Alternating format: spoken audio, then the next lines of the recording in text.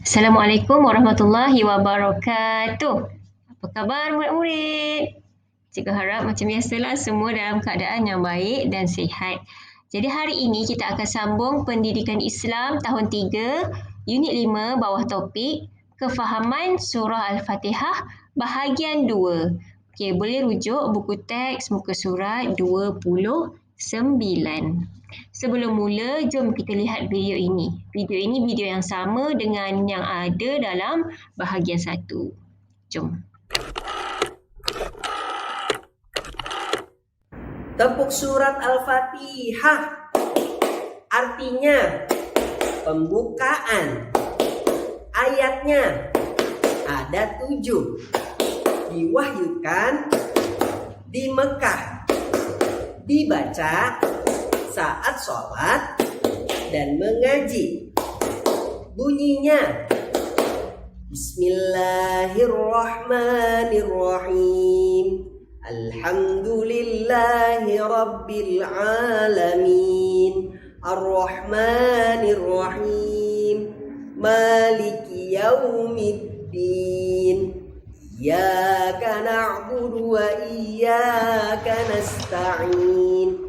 Ihdinas siratal mustaqim. Siratal ladzina an'amta 'alaihim ghairil maghdubi 'alaihim waladdallin. Amin. Shadaqallahul azim.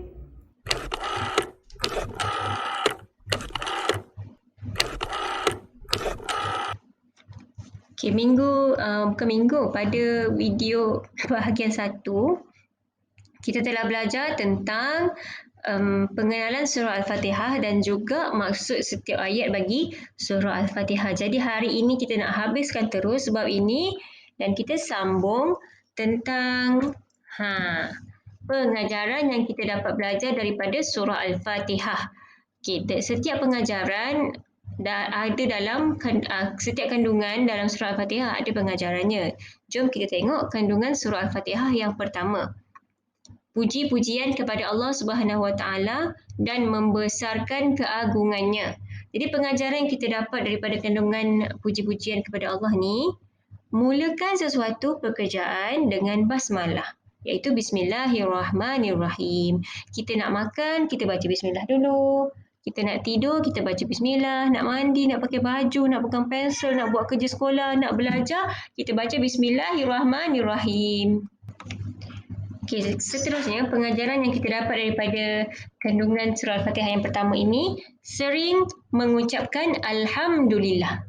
Dah habis siap homework, dah habis belajar, dah habis makan, dah habis baca buku. Kita baca Alhamdulillah.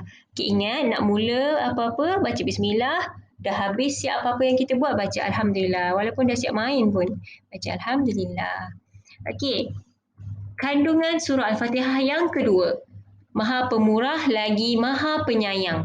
Okey, pengajaran yang kita dapat daripada kandungan Maha Pemurah lagi Maha Penyayang ini, berkasih sayang sesama makhluk. Okey, makhluk ni bukan manusia sahaja tau, tapi haiwan, tumbuh-tumbuhan dan apa sahaja yang Allah ciptakan itu semua adalah makhluk. Jadi kita diminta untuk berkasih sayang dengan semua makhluk. Kita nampak haiwan yang sakit, kita tolong rawat. Kalau tak boleh rawat, kita hantar pergi klinik haiwan. Lepas tu bagi makan pada haiwan yang lapar. Jangan mendera haiwan kan. Kita jaga elok-elok haiwan tu. Jangan sepak-sepak dia, jangan pukul dia. Okey, pengajaran yang kedua, meraih pahala sebanyaknya. Dengan kasih sayang pun kita boleh dapat pahala yang banyak kan? Masya Allah. Okey, seterusnya kandungan surah Al-Fatihah yang ketiga, ikrar mentauhidkan Allah Subhanahu Wa Taala. Tauhid ni maksudnya kita percaya Allah itu satu. Okey, pengajarannya kita akan menunaikan solat 5 waktu sehari semalam. Okey, pengajaran yang kedua daripada kandungan surah Al-Fatihah yang ketiga ini, memohon pertolongan hanya kepada Allah Subhanahu Wa Taala. Sebab kita percaya, kita janji ni Allah tu esa, Allah tu satu je. Tak ada banyak-banyak. Tuhan kita hanya Allah satu. Kita mohon pertolongan hanya kepada Allah. Okay, kalau ada apa-apa masalah, kita minta dengan Allah dulu. Kita cakap dengan Allah ni. Kita berborak dengan Allah.